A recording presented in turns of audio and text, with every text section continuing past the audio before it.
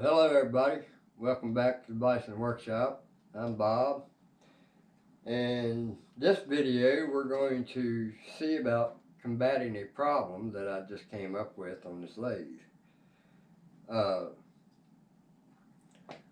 going to show you this thing running, and I think there's a problem with the motor and I'm not sure. We're going to go ahead and show this, what I've got so far. I've already started putting the cabinet together. I'm probably making a mistake, but I'm gonna have a hard time moving this thing when it comes time to move it from here to over there. But anyway, we'll show you what we found. To start off with, I've just got this thing wired up. I've got the black hook with a wire nut and the ground opposite of that one, and we're just plugging it up. But before we do, I've already got screws prepared, ready for the ones that I'm going to be replacing. So we're going to use these. We're going to shorten them, but these are just in there temporarily. And I've got my temporary pin in there to hold that so that I can adjust the belt up and down. But we're going to start this thing up and we're going to go through it and see what it's doing. So we'll plug this up, and we'll always keep in mind of what you're doing there. You don't want to move that cord. And no, I don't suggest you do this at home. I'll do me, you do you. Alright, we've got some vibrations in the motor, and you can feel it really bad right there. The rest of this, now I do have a pulley here that looks like it might be a little out of round or bent or something, but it's not enough to really hurt it too bad.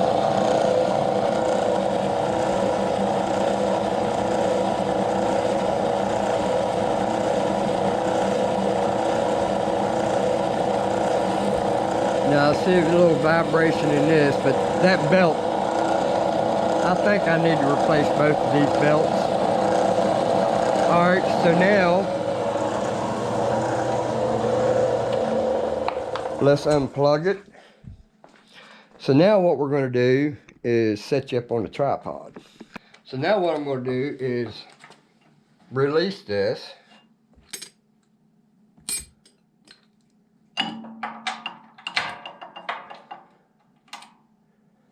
And it's 9/16 on mine. I don't know what it's going to be on yours. And that loosens up the jack shaft so that you can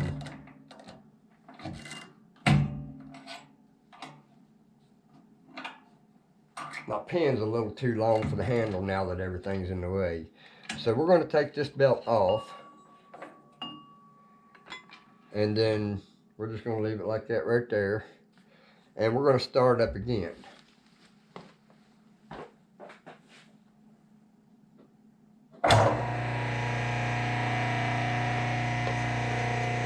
Alright, we have a vibration, and it's still in the motor. So I started investigating.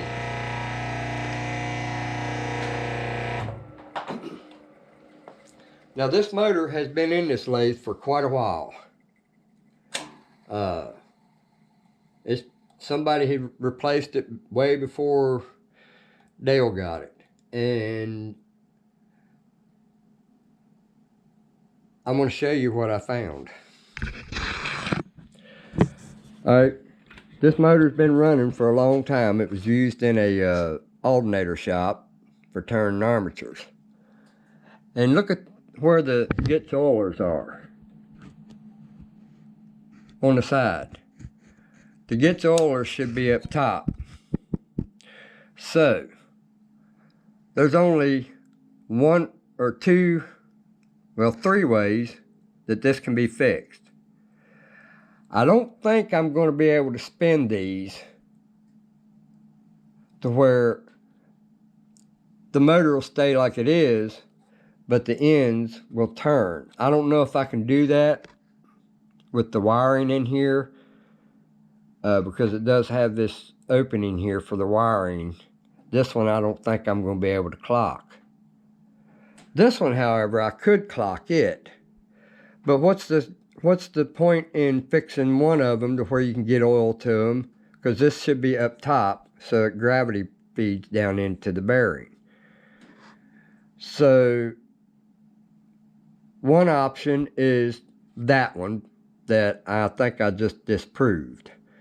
Alright, so then the second option is to make a steel bracket that mounts on the back of here where this is mounted.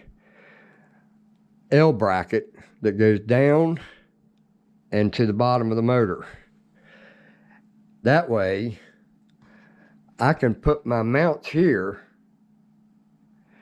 and still have it mounted to the bracket here, because that would be like a shelf for this motor to set. As long as this pulley is in the same orientation, it doesn't matter. But the reason I say this motor's probably got bearing issues is because you know that those have not been getting oil. There's no way they can get oil in it. By the time you put it in there, it runs right back out before you can flip your cap back out. So it's not getting no oil. So that means that it's possible that we're not going to be using this motor. This is the motor I want to use because I've already seen it under power and it worked just fine. Problem I had with it was the oilers were in the wrong place. The oilers were up here. Well, it just so happened that the wires coming off of the armature was long enough for me to twist it from this side down to the bottom, and that put this oiler in the right spot. So now when I put this in, these are going to be pointing up. The other side was easy. It didn't have no wires, but this one just happened to have enough wire to go through there, and then I had to extend one of the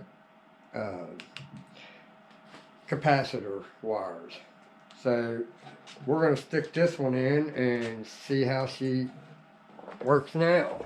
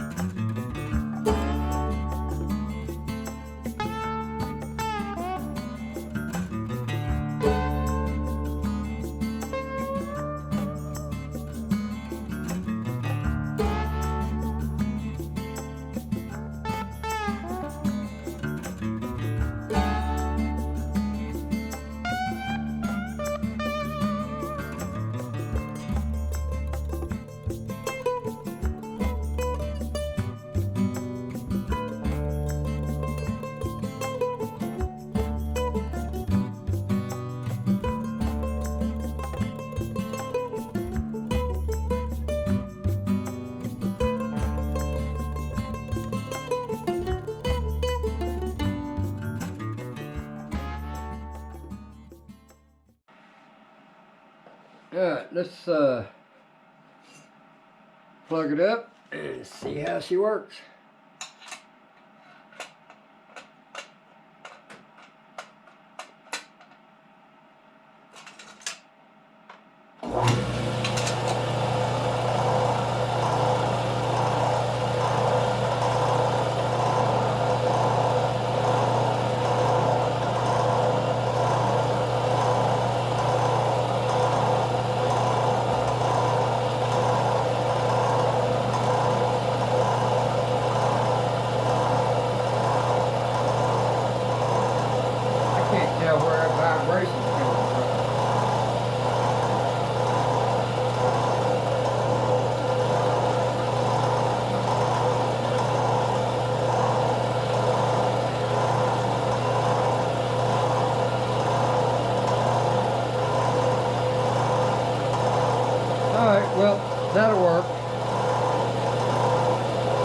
now we'll unplug that, and then we'll stick our coating back on the wire.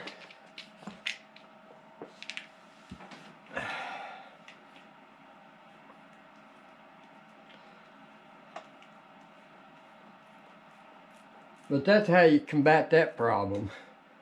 I just took the damn housings off each end and just spun them a quarter of a turn and put them back in it, because they didn't have no alignment marks like some of them do. You know, some of them's got a little keyway that is on the edge of the housing that has to hit to that part. But this one didn't have that. It was just a circle all the way around. So if it hadn't been for the wires being long enough to reach, then we'd have been in trouble.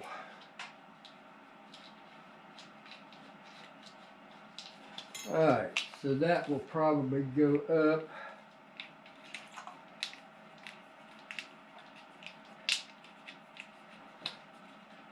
And we'll eventually go right to the switch.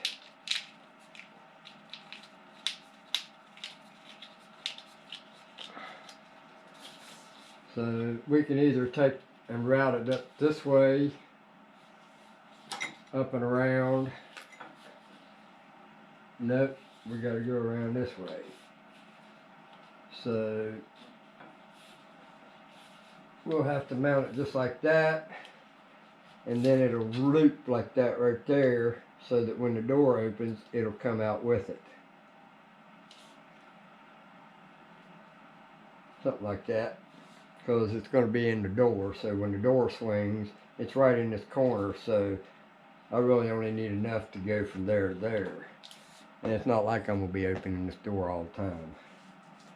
So then I got to run another wire to the outlet box, hook up all the outlets. But I'm about tired tonight. I got to go make a phone call here shortly. No, I'm not either. It's too late. Guess I'm not calling my buddy. Now I added an outlet. I'm going to add an outlet here simply because the cord on my light that's going to go back and forth with the saddle, it ain't long enough to reach down there and be able to go all the way back to the tailstock. So I decided to add another outlet here. So we're going to add an outlet here, and that's going to be under the chip tray. And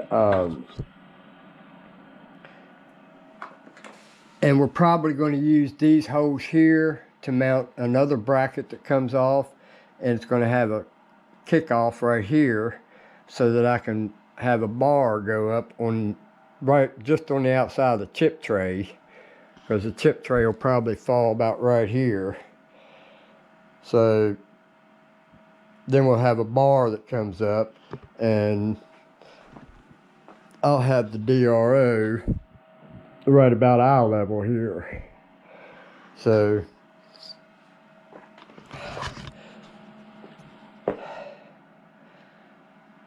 that's it, man. Starting to look pretty I can't even talk. Starting to look like a lathe now. So got all of our pulleys on. Set screws are set. And these are going to be our bolts for the door. And we can't put one down here. I don't know why they have one there, but you can't put one there. I was going to put one there, but you can't put one there. Simply because the end of that thing is out further, as you can see down there. You can see where it's out further than this threaded bolt right here. So this part right here sticks out this way too far and it's over top of that hole. So we can't put a screw in the middle one. This one up here is fine, all of them are open. And I gotta shorten all the bolts. But I believe you got 2 holes right here, and you got 2 holes on the other side that looks exactly like this on this leg right here. So I believe we're missing a support bracket. There probably should be one going from here to the other side. That might explain why it's got a little bit of vibrations in it.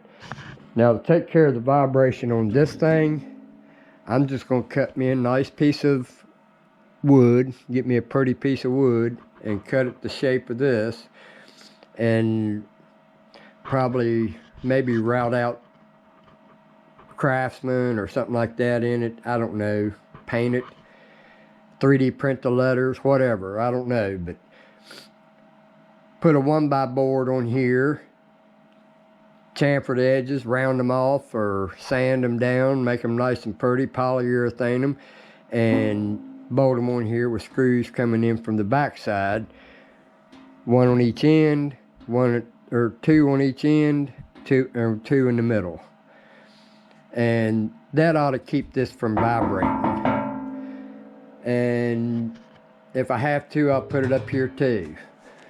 But I don't have to worry about these vibrating. They're pretty thick metal, man. They're not going to vibrate.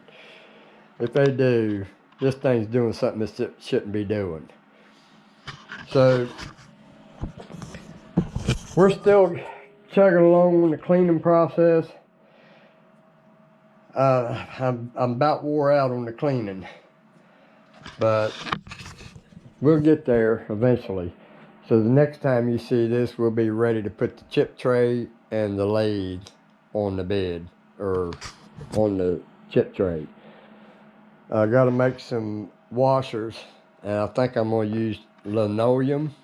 I've got some real thick linoleum, or I've got some of that rubber membrane for roofing on campers that I can cut a washer and put in between it so that we can seal between the lathe and these bolts right here. So we'll have the washer go right there.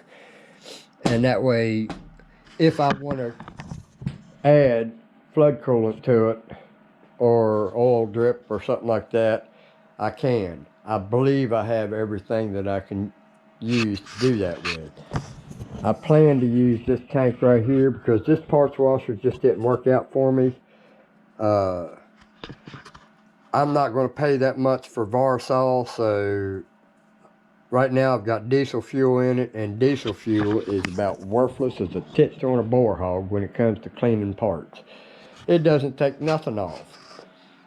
And if you got to wire wheel it to get it off before you clean it, then what's the point in using the diesel fuel, right? But anyway, hope y'all learned something about how to change that motor so that you can clock the ends of them. Now, I don't know if you can do that on every single motor, but my motor, it had enough wires that I could drape it around and be able to go all the way around and spin it 1/4 of a turn. So, as you've seen, it worked. So, it still works. Anyway, don't forget to like, share, comment, subscribe. You guys have a good one. Later.